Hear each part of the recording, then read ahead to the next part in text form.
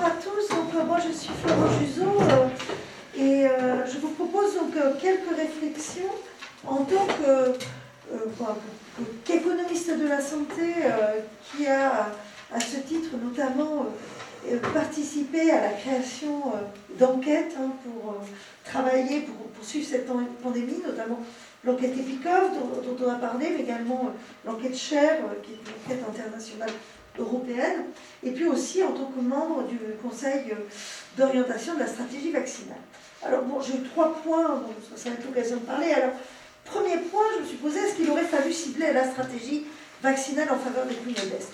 Alors, tout d'abord, comme ça vient d'être dit, il est clair que l'insuffisance du nombre de vaccins a conduit à devoir prioriser l'accès aux vaccins, mais je tiens à dire aussi, et ça c'est mon expérience du comité d'orientation de la stratégie vaccinale, que le fait qu'on ait des informations pas à pas sur les livraisons qui allaient arriver, on n'avait pas forcément une visibilité de planification à long terme, a fait en fait que ça nous a conduit, avec l'autre, à proposer une forme de priorisation, mais sans que l'on ait, si vous voulez, l'ensemble des ressources, la planification de ces ressources, et donc ce qui nous empêchait finalement de faire une priorisation avec l'ensemble de l'information.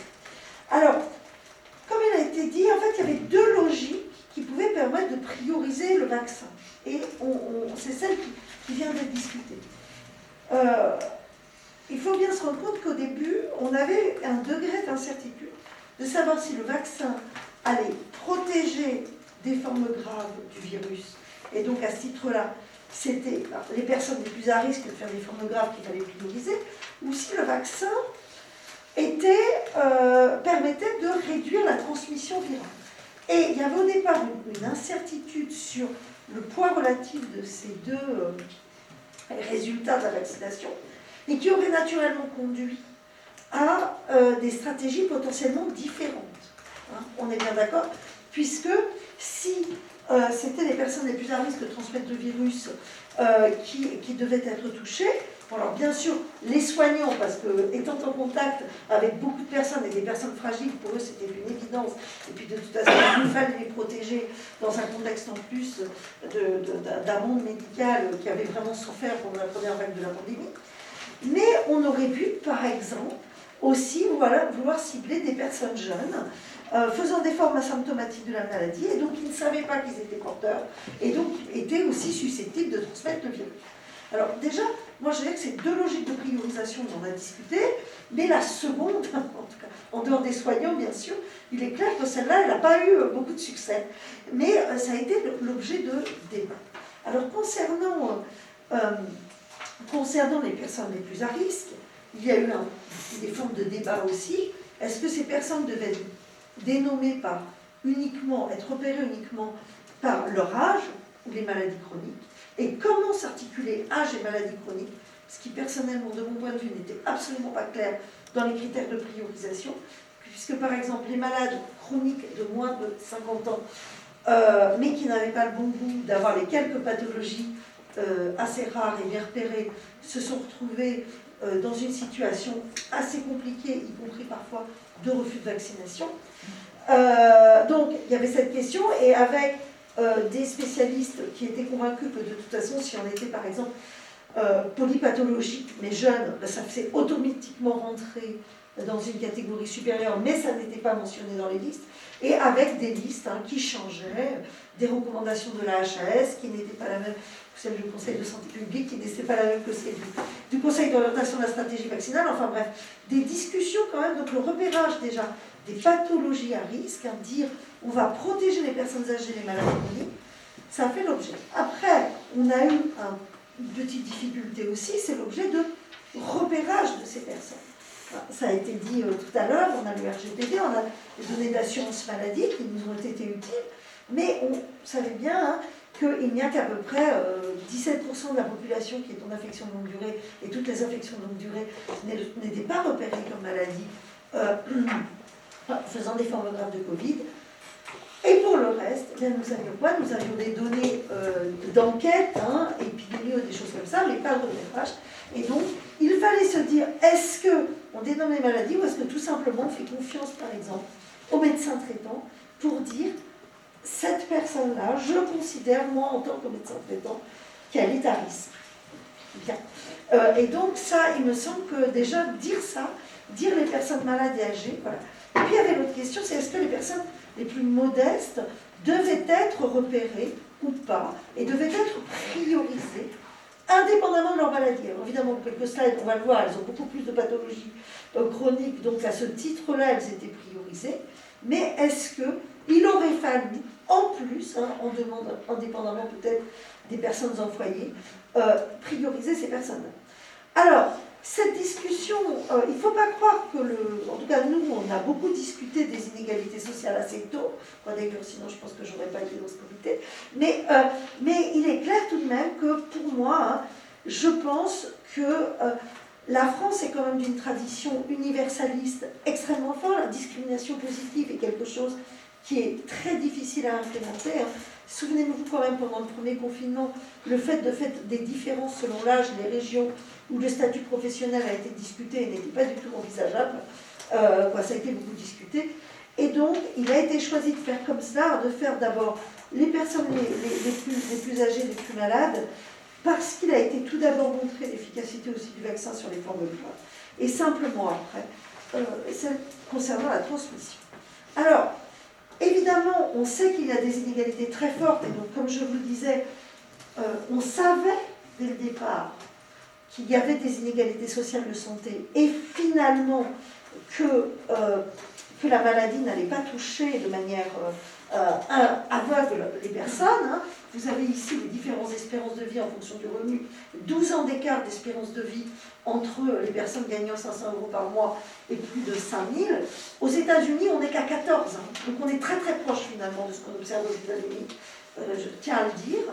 Et ce que l'on sait, c'est qu'il y a une forme surtout très très forte chez les personnes les plus modestes, en dessous du revenu médian, en dessous de 1 500 € par mois. Donc si on voulait identifier des personnes à risque de mortalité en général, et donc à risque de pathologie, on a des instruments, par exemple fiscaux, qui pourraient nous dire qui sont les personnes.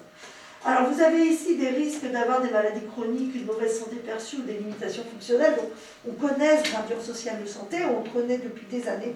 Mais je partage ce qui vient d'être dit par M. Junot. J'ai l'impression que cette crise du coronavirus a permis d'objectiver, de réellement faire prendre conscience à tous de l'existence de ces inégalités sociales de santé qu'on connaît depuis longtemps. On sait aussi qu'il y a des inégalités très très fortes dans certains facteurs de risque associés à la Covid, et notamment l'obésité ici, avec ce gradient très fort sur l'obésité, avec des personnes appartenant aux 20% les plus pauvres qui ont plus de 2 fois plus de risque d'être obèses que les personnes, les 20% les plus riches. Donc, au total, on a l'adresse l'a fait. Nous, avec le Collège des économistes de la santé, on a fait aussi des simulations assez tôt sur la population en emploi. On a identifié les personnes qui étaient a priori à risque de faire grave de Covid. Et il y avait bien sûr des très forts risques. Donc, quand on est à droite, ça augmente le risque. Quand on est à gauche de la droite, ça le diminue. Et bien, ce que l'on voit, c'est que plus les gens étaient riches, moins ils avaient de chances d'attraper la Covid, en raison de d'affaires des formes graves, en raison de leur pathologie et de leur comorbidité. Il y avait également des groupes professionnels qui étaient plus à risque que d'autres, les ouvriers, et qui étaient protégés de par leur comorbidité initiale. Eh bien, les cadres, les indépendants, les agriculteurs et les professions intermédiaires, on va venir, et donc les personnes qui finalement ont été protégées par les stratégies que l'on a mis en place. Et puis enfin, voilà, pour ces paramètres-là qui sont ici. Alors, comme je viens de le dire, ce que l'on a observé dans cette crise, quand même, c'est qu'il y avait des gens modestes qui avaient initialement des pathologies plus fréquentes, et donc des facteurs de risque plus fréquents, mais que les politiques que l'on a mis en place pour réduire la circulation virale ont très fortement augmenté les inégalités sociales de santé. Et vous avez ici ce que l'on a fait pendant le premier confinement grâce à EPICOM, grâce à SAPRIS, et l'enquête SAPRIS. Et en fait, on voit, on avait une enquête qu'on a faite au tout début du confinement, et donc on avait des gens qui avaient attrapé le coronavirus avant le confinement et après.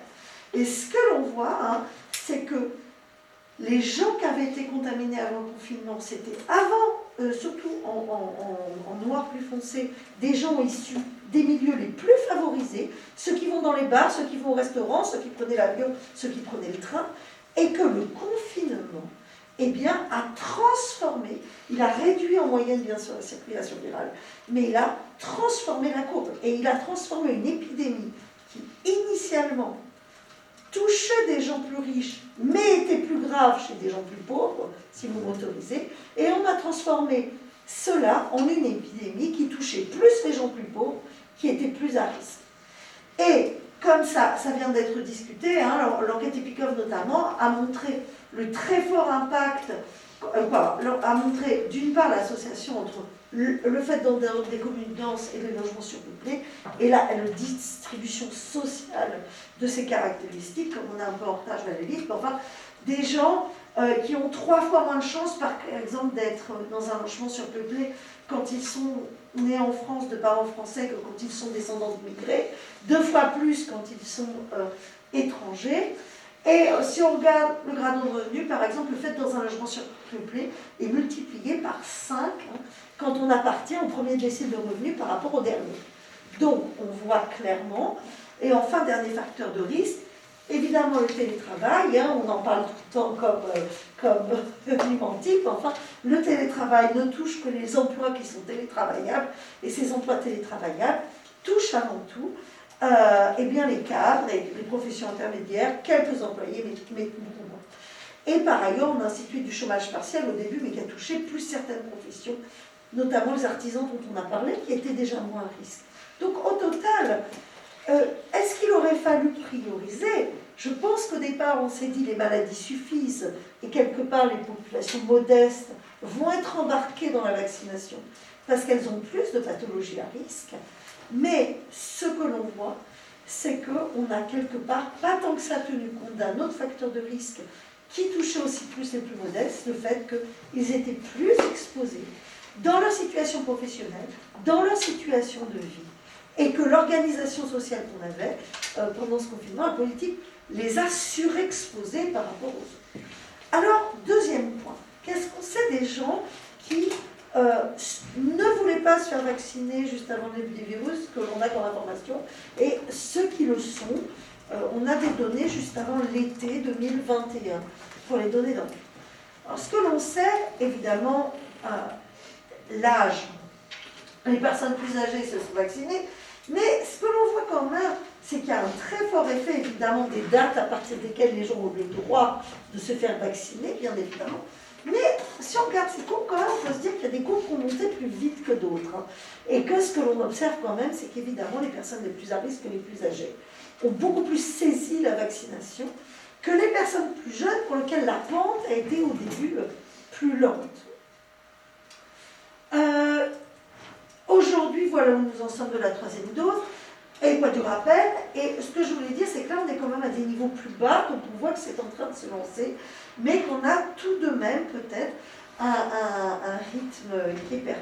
Alors, concernant les déterminants sociaux, donc, eh bien, qu'est-ce que l'on voit? Bien sûr, que plus les gens sont éduqués, moins ils avaient de chances de refuser la vaccination ou de ne pas vouloir se faire vacciner, et à l'inverse, les gens sans diplôme avaient beaucoup plus de chances de refuser la vaccination.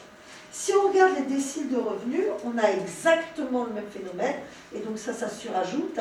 Les gens les plus modestes ne veulent pas la vaccination, mais surtout ce qu'on observe, c'est plus les gens plus riches qui veulent absolument être vaccinés, plus que les gens pauvres qui ne le veulent pas, si je puis me permettre. Alors, sur l'éducation, on voyait aussi cet effet, c'est-à-dire une dynamique d'une inégalité qui est drivée peut-être plus, on l'a peut-être pas assez souligné, par un surcroît d'intention vaccinale et de vaccination et de proactivité des gens les plus éduqués et des gens les plus aisés.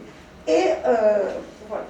Alors enfin, des différences entre les ethnicités, les origines, et bien sûr avec la situation qu'on a pu observer, qui est la situation dans les DOM, qui reste très particulier, et au sein des DOM, ce qui est très très clair dans nos données, c'est qu'on voit une grande différence entre la Martinique, qui est la plus anti-vaccination, suivie de la Guadeloupe, et la Réunion, qui se situe de manière intermédiaire.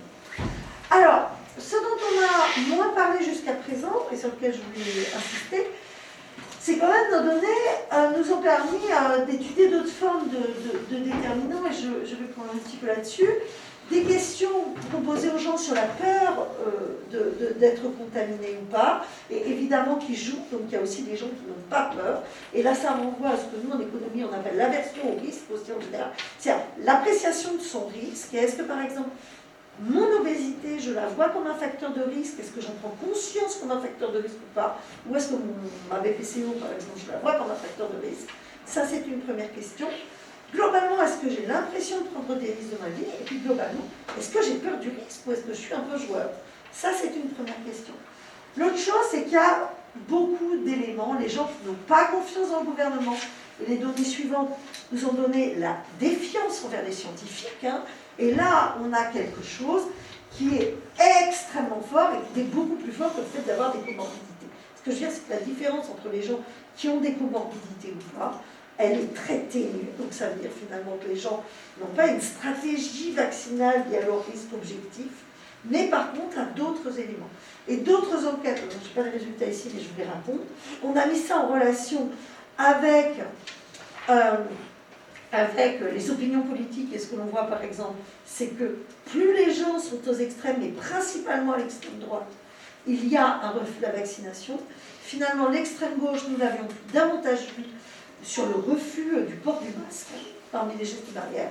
Mais nous avions déjà observé pour les gestes barrières un effet de l'extrême droite assez fortement associé, par exemple, sur le fait de ne pas respecter les horaires de couvre-feu, de se voir, etc. Nous avons aussi d'autres corrélations qui sont, par exemple, avec le fait d'avoir été soutien ou de l'être aujourd'hui au mouvement des Gilets jaunes. Et donc, ce que l'on voit, c'est que derrière ce refus vaccinal, et donc dans les Antilles notamment, ça s'est vu très fortement, il y a un rejet d'une politique décidée par l'État, auquel on ne fait pas confiance dans le fait de gérer la crise ou en général.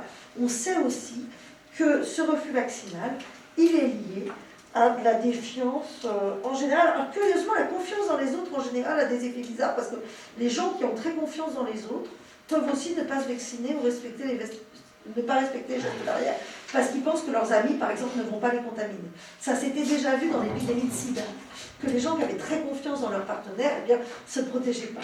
Mais par contre, la défiance, donc la confiance envers les autres en général, ça dépend de la défiance envers le gouvernement ou les scientifiques, où l'information est quelque chose d'extrêmement fort.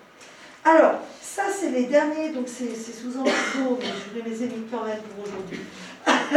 Des résultats sur non pas l'intention vaccinale, mais la réalisation de ce qu'on a observé. Et on observe la même chose, donc un très fort gradient social, un effet d'éducation, mais plus faible que celui du revenu. Les mêmes résultats concernant l'origine. Donc la référence, c'est se faire vacciner. Vous avez refusé la vaccination, attention, se faire vacciner, je ne sais pas, mais si on regarde la colonne refus de la vaccination, on voit bien que donc plus on est riche, moins on refuse la vaccination, plus on est éduqué, moins on refuse la vaccination. Et les descendants des DOM, les descendants d'immigrés et les immigrés, principalement des minorités visibles, refusent davantage la vaccination. Et nous avons la même chose sur, comme je vous ai dit, c'est très fort effet, ces gens qui ont peu de confiance envers les scientifiques, le gouvernement, qui ont aussi beaucoup plus de chances de ne pas vouloir se faire vacciner. Alors, s'il me reste quelques minutes, moi la question que je me suis posée sur cette invitation, c'est, au final, est-ce que ces inégalités qu'on observe très fortes, est-ce qu'elles sont le résultat de la stratégie vaccinale? Donc, parce qu'on a dit au début, on aurait pu, je sais vous dire, voilà, on aurait pu, au regard de tous ces faits, mais est-ce qu'on a? D'abord, je veux dire qu'on observe quand même d'habitude des inégalités dans le recours aux soins, et les recours aux soins préventifs en particulier. Bon, également pour la vaccination, là c'est des résultats un peu anciens, parce que dans les enquêtes récentes, je n'ai pas la vaccination contre la grippe, mais on voit quand même, vous avez ici, que, à part pour le généraliste sur cette population-là, qui peut venir aussi d'un mauvais ajustement par l'état de santé des gens, mais qu'une fois qu'on contrôle par l'âge, le sexe et l'état de santé, ce que l'on observe, c'est que, à part pour le recours au généraliste, plus on a des revenus élevés, plus on a un recours élevé à tout type de soins. La seule exception, c'est le recours au généraliste. Et les données plus récentes, qu'on a gagné un peu de temps, je les ai pas mis, montrent que ça n'est même pas si clair aujourd'hui sur le généraliste si on ajuste par la complémentaire, par l'éducation, etc. Donc il reste ce gradient en fonction du revenu. Alors je ne dis pas que c'est forcément les conditions matérielles qui l'expliquent, hein, le revenu est aussi un marqueur social très fort, hein. Enfin, je veux dire, c'est un descriptif de la société, mais on a ces inégalités de revenus qui existent d'habitude. Et si on regarde par rapport aux autres pays, pour le recours aux généralistes, vous avez ici des recours selon les niveaux de revenus dans différents pays, donc chez les plus riches, les plus pauvres et la moyenne. Chez le généraliste, on n'a pas d'inégalité en France comme en Angleterre par exemple, mais si je prends le spécialiste, hein, eh bien la France fait partie des pays qui étaient ici considérés là de l'OCDE, un grand ensemble des pays de l'OCDE, comme un des pays où il y a le plus d'écart dans le recours aux spécialistes entre groupes de revenus par rapport aux écarts qui sont observés dans les autres pays. Et si on regarde ici deux soins de prévention qui sont le frottier et la mammo, ce que l'on voit, c'est que la France ne fait pas partie, il y a beaucoup d'inégalités partout, mais la France ne fait pas partie des pays qui sont spécialement inégalitaires. Alors ça, c'est la première chose. Alors tout de même, on peut se demander si les instruments qu'on a mis en place quand même n'ont pas... Enfin, est-ce qu'ils étaient si stupides que ça pour essayer de prendre en compte ces inégalités ou pas? Bon, moi je tiens à dire quand même, on a rendu le vaccin gratuit, c'est bête de le dire, mais enfin, ou les tests gratuits dès le départ, mais enfin, ça bien évidemment, la gratuité, hein, c'est quand même le premier facteur qui fait que ça diminue le recours aux soins. Et en tant qu'économiste, je peux vous affirmer quand même que les politiques qu'on a mis, l'introduction de la couverture maladie universelle par exemple, des choses comme ça, ou même pour la mammographie, le fait de le rendre gratuit à un instant donné, c'est quand même des éléments forts pour éviter les inégalités. On a des évaluations très claires là-dessus. Donc, rappelons cela. Concernant la prise de rendez-vous, alors moi je sais qu'il y a la question de la littératie qui a été mise en œuvre, on en a beaucoup parlé donc j'allais vite, mais on peut se dire aussi quand même que l'usage d'un smartphone sur certaines populations, eh bien, ça n'est pas nécessairement que quelque chose qui va augmenter les inégalités. Parce qu'il y a quand même aussi certaines populations qui marchent avec des applications, qui marchent avec le recours à Internet. Et quand je pense à certaines populations immigrées, par exemple, eh bien, la question de savoir si cet outil était nécessairement celui qui allait plus de produire d'inégalités, moi, par rapport à d'autres formes de prise de rendez-vous, par téléphone ou en se déplaçant, par exemple, si c'est ça que nous avions dû faire, eh bien, je ne suis personnellement pas complètement convaincue qu'on aurait obtenu beaucoup moins d'inégalités. Par contre, il est clair qu'énormément de choses ont été faites avec ces politiques de vaccinodrome, tout ce dont vous avez parlé, et ça, c'est quand même quelque chose que je pense formidable. En tout cas, moi, j'ai été témoin, on avait des auditions toutes les semaines, d'initiatives extrêmement fantastiques. Et il ne faut pas croire que ce n'était pas en concordance avec ce qui était fait au niveau national, puisque c'était observé. Alors, il est clair pour autant que ça n'a pas suffi. Hein, et ça n'a pas suffi déjà au niveau total, puisque comme en juillet 2020, la France était dans des pays d'Europe les moins vaccinés. Je ne sais pas en termes d'inégalité ce que l'on avait, mais en termes de vaccination, en juillet, hein, quand le pass sanitaire a été introduit, il faut se rappeler qu'on n'était pas très bon. Alors, est-ce que le fait qu'on n'était pas très bon en moyenne, c'est qu'on a vu des stratégies diverses, je ne sais pas, mais on peut se rappeler ça. Après, on n'a pas trop parlé d'autres instruments qui ont été mis en place, qui auraient pu peut-être davantage mobiliser pour réduire les inégalités. Personnellement, j'ai trouvé que les campagnes d'information qui étaient faites au niveau national n'étaient pas forcément ciblées, et comme d'habitude, étaient un peu des campagnes de communication de masse, et qui pour certaines, arrivaient à l'été, vous présentez que je ne sais pas, une boîte de nuit, je ne sais pas si c'est ce qui touchait tout le monde. Donc ça, je pense qu'au niveau de la communication, on n'a certainement pas décliné ce qui était fait, et je trouve ça dommage, parce que je pense qu'une partie des populations qui n'a pas été touchée par le système de soins classiques, eh bien, il lui arrive quand même d'allumer sa télé ou sa radio. Et donc, voilà, je pense que c'est peut-être un outil qui a été sous-dimensionné. Oui, je vais conclure, c'est ma dernière slide. Si certains pays ont choisi d'inciter financièrement à la vaccination, en faisant des cadeaux, en apportant un repas, en faisant ça, alors je sais que c'est très controversé, Mais je voulais juste revenir là-dessus en disant que nous, par exemple, à titre expérimental, on a des résultats extrêmement positifs dans des populations modestes. Par exemple, à l'arrêt du tabac chez la femme enceinte, il y a l'incitation financière. Je sais que c'est quelque chose qui apparaît complètement tabou, mais une incitation financière, c'est supposé davantage marcher sur des personnes modestes. Voilà. Enfin, concernant le pass sanitaire et vaccinal, donc tout ce que l'on a fait, ça, l'idée, c'était une autre stratégie. L'idée, c'était de renforcer, non pas de réduire le coût de la vaccination, comme la gratuité, la diminution, la facilité pour l'obtention d'un vaccin. Là, l'idée, c'était d'augmenter le coût à être non vacciné. Mais moi, je voulais juste dire que ce coût pour être non vacciné, on ne le subit que si on fait les activités concernées. Et aujourd'hui, avoir un pass sanitaire et après-demain, avoir un pass vaccinal, c'est utile dans la vie, en dehors de certaines professions, pour aller au restaurant, pour prendre le train, pour aller au spectacle, pour voyager, etc. Et or, il faut bien prendre conscience qu'il y a une partie de la population qui peut tout à fait vivre sans passe sanitaire. Et à ce titre-là, c'est une pénalité, mais qui, à mon avis, n'a pas de raison de marcher dans tous les milieux. Et donc, il n'est pas tout à fait certain que ça puisse... Je vais passer l'obligation vaccinale et j'en reviens. Au total, qu'est-ce qu'on en pense? Je pense qu'on a une politique efficace, qu'on a essayé de faire des choses qui ont vraiment permis d'augmenter la primo-vaccination. Et je pense qu'il y a quand même beaucoup d'initiatives dont on a parlé, dont vous avez parlé, qui pour moi, par rapport à ce qu'on fait d'habitude, font que la France a fait comme quelque chose qui a plus adressé la question des inégalités sociales de santé d'habitude. On n'a peut-être pas fait ce qu'il fallait, mais enfin voilà.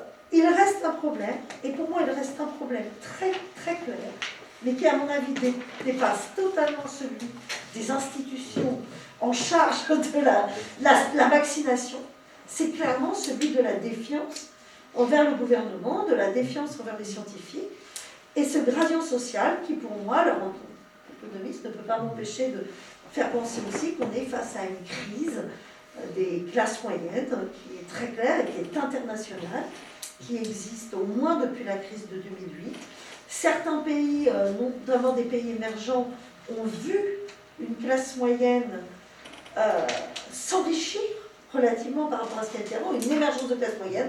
L'Europe et la France en particulier a conduit à un creusement des inégalités, mais par le fait qu'il y a une classe moyenne supérieure et que ces anti-vax ne sont pas que des gens très populaires et paumés qui n'ont pas accès à la vaccination parce qu'ils sont en dehors du système de soins.